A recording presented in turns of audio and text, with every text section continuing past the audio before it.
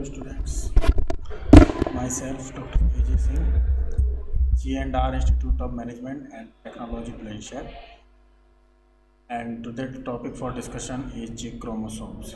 Now we will discuss about the chromosomes, that is the molecular structure inside the nucleus.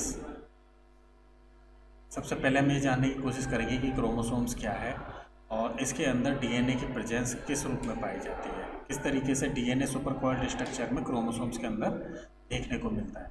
ये सबसे important topic है और सबसे ज़्यादा इम्पोर्टेंट होने के नाते ये जो कॉम्पिटिटिव एग्ज़ाम्स होते हैं, जैसे मेडिसिनल एंट्रेंस एग्ज़ाम जितने भी होते हैं, जिसमें से सबसे इम्पोर्टेंट नीट का एग्ज़ाम है, उसमें क्रोमोसोम्स के रिलेटेड 3-4 क्वेश्चन आते हैं। यूनिवर्सिटी एग्ज़ाम्स पैटर्न्स पे भी इसमें लॉन्ग क्वेश्चन और शॉर्ट क्वेश्चन पूछे जाते हैं। और साथ के साथ में इंटरनल एग्ज़ाम्स, असाइनमेंट्स, असेसमेंट्स के लिए भी ये क्वेश्चन सबसे ज़्यादा इंपॉर्टेंट रहता है। तो यहाँ पे हम क्रोमोसोम से रिलेटेड कुछ सिंपल क्वेश्चन जो कि जनरली एग्ज़ाम्स में पूछे जाते हैं उसके बारे में भी पढ़ेंगे और ओवरऑल उसकी स्ट्रक्चर और उसकी प्रेजेंस के बारे में देखेंगे और समझने का प्रयास करेंगे कि क्रोमोसोम्स न्यूक्लियस के अंदर किस पोजीशन पे पाया जाता है और कैसे फंडामेंटली वर्क करते हुए डीएनए सिंथेसिस और प्रोसेसिंग में काम करते हैं। तो यहाँ पे इंट्रोडक्शन के रूप में देखते हुए हम देखते हैं कि क्रोमोसोम्स एक थ्रेड लाइक स्ट्रक्चर है। जैसे कि बाय डेफिनेशन हम देखें, chromosomes are thread like structure located inside the nucleus of animal and plant cells. तो यहाँ पे नोट करने वाली बात यह है कि सबसे पहले हमें देखना होगा कि जो प्लांट सेल्स होती हैं, प्लांट सेल्स में जो क्रोमोसोम्स हैं वो भी एज इट इज इसी कंडीशंस में पाया जाता है जो एनिमल सेल्स में पाया जाता है।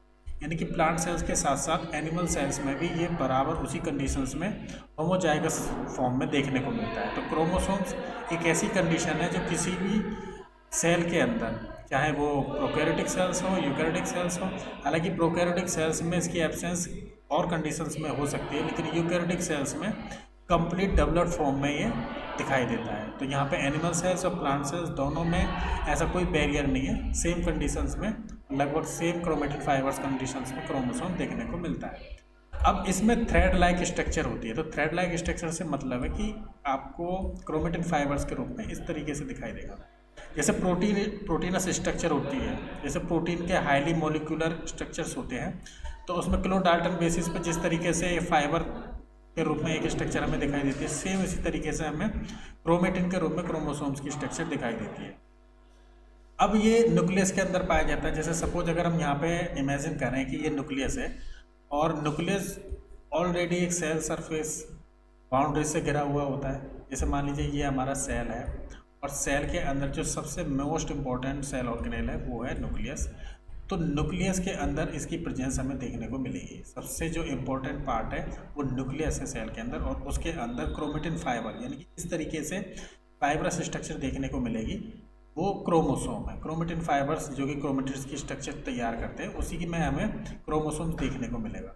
तो वर्ड बाय वर्ड अगर हम इसे देखने की कोशिश करें तो क्रोमो, तो यहाँ पे जो क्रोमो वर्ड लिखा हुआ है ना, इस क्रोमो वर्ड का मतलब है कलर, यानी कि कलर को रिप्रेजेंट करता है, कलरफुल बॉडी है। और जो सोम्स है वो सोमास वर्ड है। ये सोमास वर्ड का मतलब होता है बॉडी।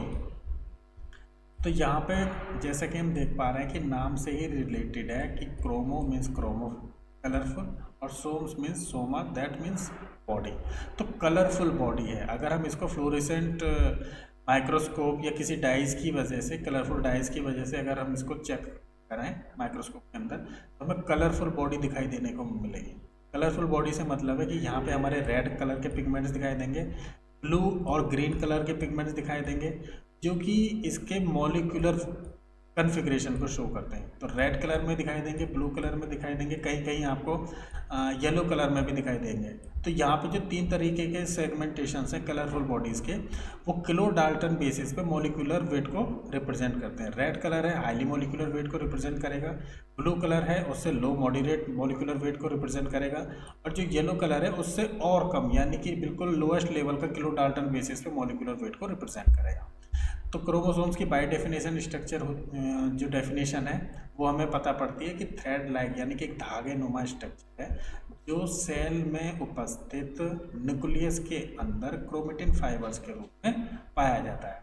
अब सेकंड स्टेप है, जो क्रोमोसोम है वो प्रोटीन का बना होता है और सिंगल मॉलिक्यूल है जिसके अंदर deoxyribonucleic acid 3D nucleosome model के अंतर्गत सेटल रहता है, सेटल डाउन रहता है। जैसे कि अब प्रोटीनस स्ट्रक्चर है तो हमें पता है कि जितने भी प्रोटीन मॉलिक्यूल्स हैं वो न्यूक्लिक एसिड्स हैं, मोस्टली एमिनो एसिड्स के टाइप हैं। तो प्रोटीन्स की जो सिंथेसिस होती है वो न्यूक्लिक एसिड्स के थ्रू होती है, डीएनए से एमआरएनए, एमआरएनए से प्रोटीन।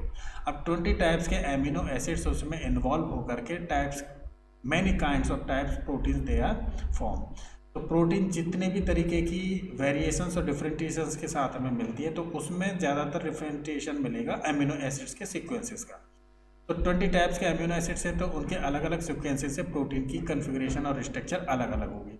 तो यहाँ पर नोट करने वाली बात है कि जो क्रोमोसोम्स हैं वो प्रोटीन के बने होते हैं हाईली मॉलिक्यूलर वेट के साथ, यानी कि किलो डाल्टन बेसिस में हम इसके मॉलिक्यूलर वेट को कन्फिगर करते हैं। तो प्रोटीन के बने होते हैं जिसके अंदर एक मॉलिक्यूल यानी कि जो डीएनए है वो उसके ऊपर लिपटा हुआ दिखाई देता है। अगली स्लाइड्स में हम देखेंगे कि किस तरीके से क्रोमोसोम्स के ऊपर डीएनए लगा हुआ पाया जाता है। इसको हम 3D न्यूक्लियोसोम मॉडल के बेस पे पढ़ते हैं आगे चल। अब अगला पॉइंट देख लेते हैं कि इसमें जो ऑफ स्प्रिंग्स होती हैं, यानी कि एक जनरेशन से दूसरी जनरेशन में जो ऑफ स्प्रिंग्स होती हैं उसमें डीएनए स्पेसिफिक इंस्ट्रक्शन को लेकर के आगे बढ़ता है। यानी कि जो डीएनए है वो जेनेटिक मटेरियल की तरह काम करता है, एक जेनेटिक मटेरियल मॉलिक्यूल है जो सभी तरीके की आनुवंशिक सूचनाओं को, जो इनहेरिटेड इन्फॉर्मेशन है, हेरिडिटरी इन्फॉर्मेशन है, उनको एक जनरेशन से दूसरी जनरेशन में ले जाने का काम करता है। इसका मतलब ये सोमाइट सेल के साथ साथ जेनेटिक सेल्स में भी न्यूक्लियस के अंदर पाया जाता है।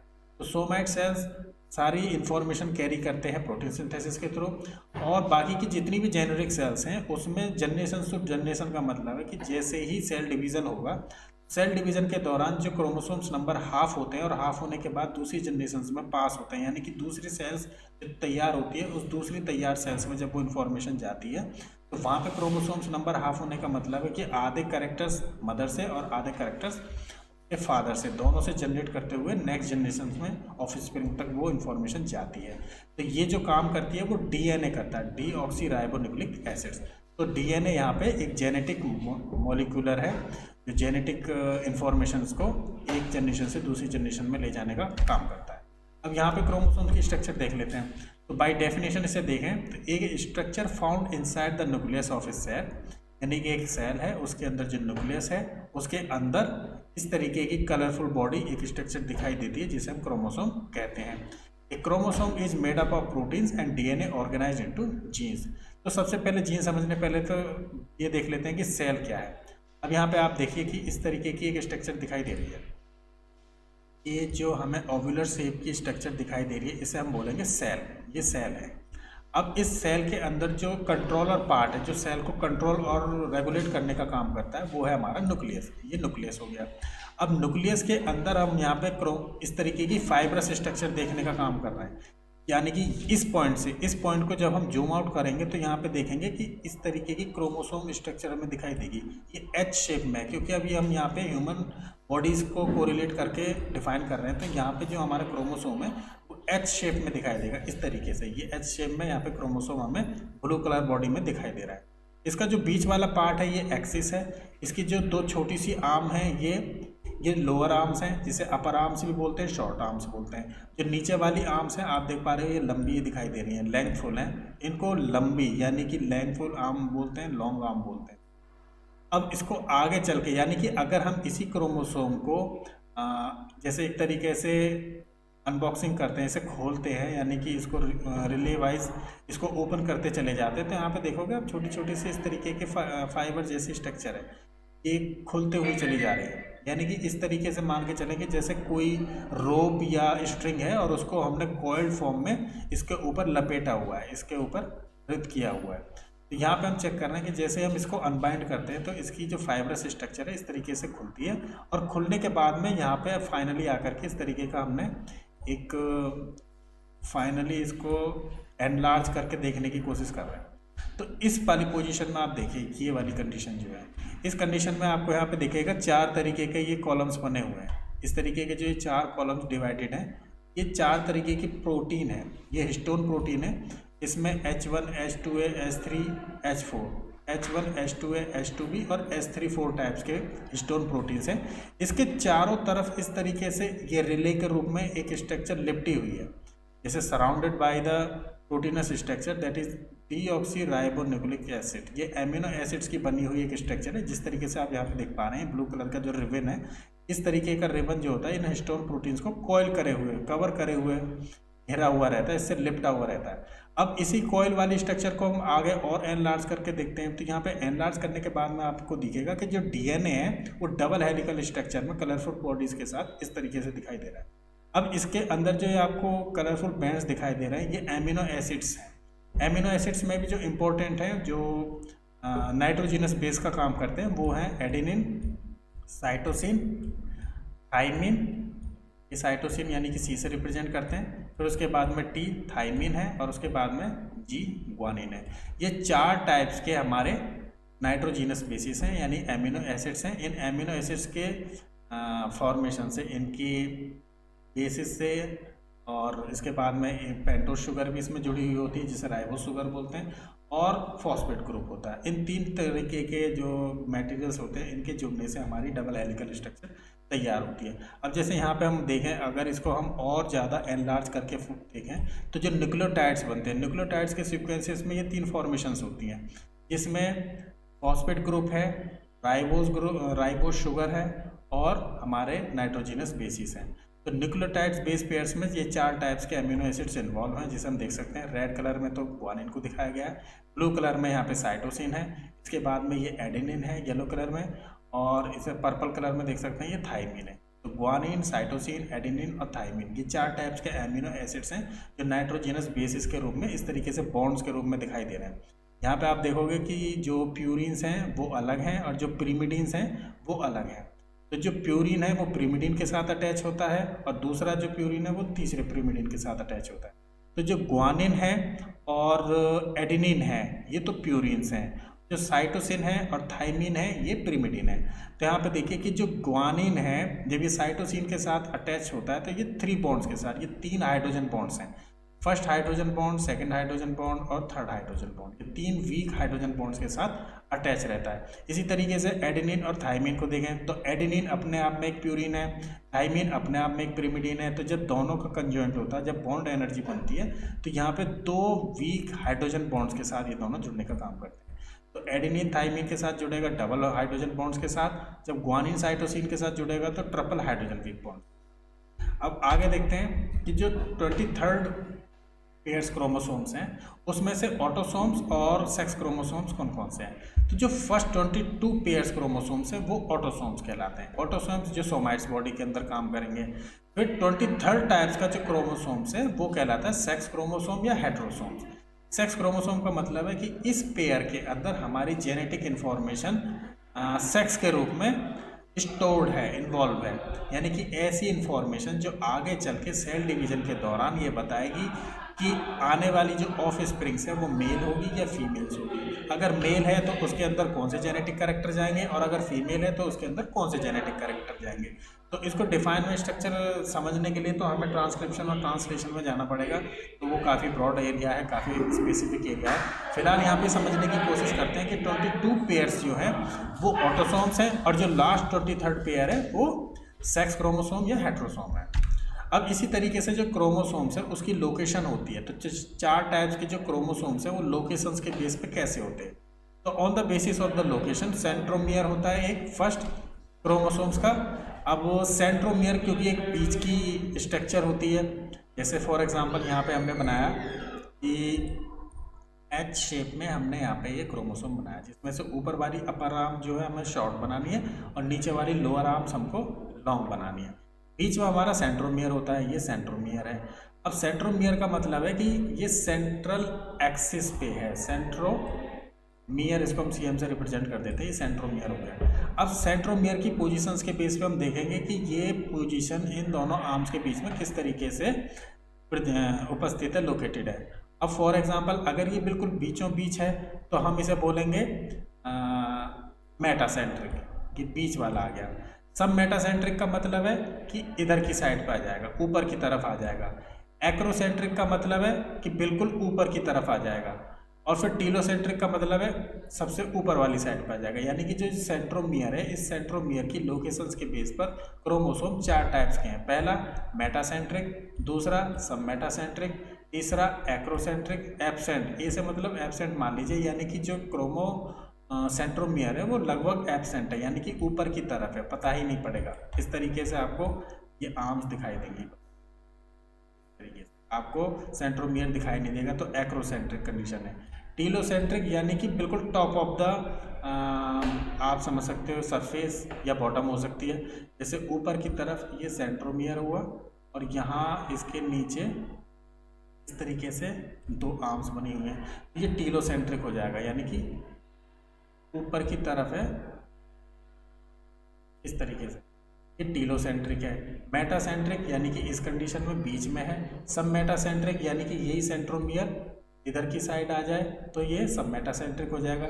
एक्रोसेंट्रिक वो कंडीशन जिसमें एब्सेंट यानी कि सेंट्रोमियर लगभग नेग्लिजिबल होता है, दिखाई नहीं देता, वो इस कंडीशन में है। टीलोसेंट्रिक यानी कि सबसे ऊपर वाली कंडीशन में, यानी कि यही वाला सेंट्रोमियर इधर साइड में आ जाए, तो अगर इस कंडीशन में आता है तो एक्रोसेंट्रिक, अगर इस कंडीशन में आता है तो सब मेटासेंट्रिक, इस कंडीशन में आता है तो मेटासेंट्रिक, सब मेटासेंट्रिक, और इस वाली कंडीशन में मेटासेंट्रिक। तो ये 4 टाइप्स के क्रोमोसोम्स के टाइप्स हैं जो सेंट्रोमियर की प्रेजेंस के आधार पर बताए जा सकते हैं।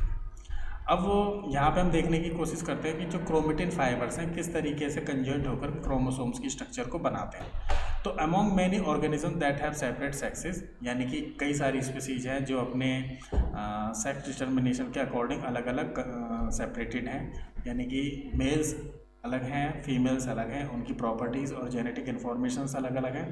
तो वो क्रोमोसोम्स के अकॉर्डिंग ही अपने आप को रिप्रेजेंट करते हैं, जिसमें से जो ऑटोसोम्स हैं वो बॉडी पार्ट्स को बनाने का काम करते हैं, वो ऑल अदर सोमैट सेल्स में इन्वॉल्व होते हैं। इनहेरिटेंस लेवल ऑटोसोम्स और जेनेटिक सेल्स दोनों में मिलता है। सेक्स डिटर्मिनेशन के लिए जो सेक्स क्रोमोसोम्स हैं वो लास्ट पेयर, जो 23rd पेयर है, जिसे हम सेक्स क्रोमोसोम या हेट्रोसोम्स भी बोलते हैं, उसके अकॉर्डिंग जेनेटिक इन्फॉर्मेशन एक जनरेशन से दूसरी जनरेशन में जाती है। तो यहाँ पे हम देख सकते हैं कि हिस्टोन है, ये हिस्टोन प्रोटीन है। न्यूक्लियोसोम है, न्यूक्लियोसोम एक अपने आप में प्रोटीनस स्ट्रक्चर है, न्यूक्लियस से इन्वॉल्व है ये, और टर्निंग न्यूक्लियोसोम्स है, ये फॉर्मिंग न्यूक्लियोसोम से बनाने का काम कर रहे हैं। तो इस तरीके से ये स्ट्रक्चर दिखाई देती है। अभी न्यूक्लियोसोम जो है वो कंडेंस होता है क्रोमेटिन फाइबर्स में, यानी कि यही छोटे छोटे जो हमें कॉइन की तरह स्ट्रक्चर दिखाई दे रही है, ये कॉइन जैसी स्ट्रक्चर ही आगे चल के इस तरीके से यहाँ पे आप देख सकते हो कि स्ट्रिंग जैसी कंडीशन में इंटरचेंज हो जाती है, ये क्रोमेटिन फाइबर बनाते हैं। और यही क्रोमेटिन फाइबर आगे चल के जब कंडेंस हो जाते हैं तो कंडेंस होने के बाद में कुछ इस तरीके से दिखाई देते हैं, लूप्स की स्ट्रक्चर में दिखाई देते हैं। अब यही लूप जैसी स्ट्रक्चर जो है आगे चल के क्रोमोसोम बनाने का काम करते हैं। तो अब इसकी क्रोमोसोम्स की जो लोकेशंस हैं वो चीफ डिफरेंसेस है, जैसे कि वायरसेस में अलग होंगे, प्रोकैरियोट्स में अलग होंगे, यूकैरियोट्स में अलग होंगे, तो इसकी जो स्ट्रक्चर फॉर्मेशंस होती है उसमें वेरिएशन देखने को मिल सकता है, लेकिन इनकी प्रेजेंस होती है। नॉन लिविंग वायरसेस होते हैं, उसमें क्रोमोसोम्स या तो डीएनए के फॉर्म में मिलेगा या आरएनए के फॉर्म में मिलेगा।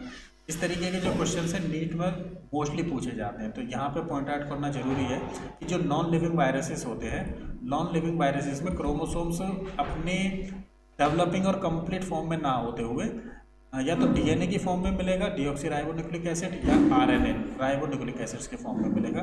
ये टाइटली पैक्ड होते हैं, इसलिए वायरल हेड के जो ऊपर सेफेलिक रीजन होता है, जो अपर हेड सेफेलिक रीजन होता है, उसमें देखने को मिलता है। फॉर एग्जांपल जैसे बैक्टीरियोफेजिस है, तो बैक्टीरियोफेजिस का जो अपर आर्म है, इस तरीके का जो कैप्सुलर जैसी स्ट्रक्चर होती है, उसमें हमें यहाँ पे आरएनए या डीएनए इस तरीके से हमें देखने को मिल सकता है। तो जो वायरसेस होते हैं उसके अपर हेड में सेफेलिक रीजन में डीएनए या आरएनए जो भी उस जेनेटिक मटेरियल उस वायरस का है वहाँ पे देखने को मिलेगा। मोस्टली जो प्लांट वायरसेस होते हैं उसमें आरएनए मिलेगा, और जो एनिमल वायरसेस हैं, जो एनिमल्स को अपना होस्ट बना करके इन्फेक्शन करते हैं, वहाँ पे डीएनए देखने को मिलता है। इसी तरीके से प्रोकैरियोट सेल्स हैं, बैक्टीरिया हैं, ब्लू ग्रीन एल्गीज हैं, क्रोमोसोम्स हैं, उसमें एंटायरली डीएनए देखने को मिलता है जेनेटिक मटेरियल के रूप में। तो इस तरीके के कुछ पॉइंट्स हैं, ये जनरली कॉम्पिटिशन्स में और शॉर्ट फॉर्म में यूनिवर्सिटी एग्जाम्स में पूछे जाते हैं, तो ये याद करने बहुत ज़रूरी है, इसको आप देख सकते हैं। अब केमिकल स्ट्रक्चर देख लेते हैं जीन्स की। तो जहाँ पे हमने देखा कि जैसे सबसे पहला जो हमारे पास फॉर्म था वो था क्रोमेटिन फाइबर। क्रोमेटिन फाइबर से क्रोमेटिड्स बने, क्रोमेटिड से क्रोमोसोम्स बना, और क्रोमोसोम्स के अंदर जो डीएनए है उस डीएनए पे पहुंच करके हम डीएनए के सेगमेंट्स को न्यूक्लियोटाइड्स और न्यूक्लियोसाइड्स के बेस पे ये जानने की कोशिश करते हैं कि कौन सा फंक्शनल पार्ट है जो आगे जीन एक्सप्रेशन में या प्रोटीन सिंथेसिस में पार्ट ले रहा है, यानी पार्टिसिपेशन कर रहा है। तो ऐसे फंक्शनल पार्ट यानी डीएनए का एक ऐसा फंक्शनल पार्ट जो प्रोटीन सिंथेसिस में या जीन एक्सप्रेशन में अपना रोल प्ले कर रहा है या पार्टिसिपेट कर रहा है, उसको कहते हैं gene. A functional part of DNA is called gene.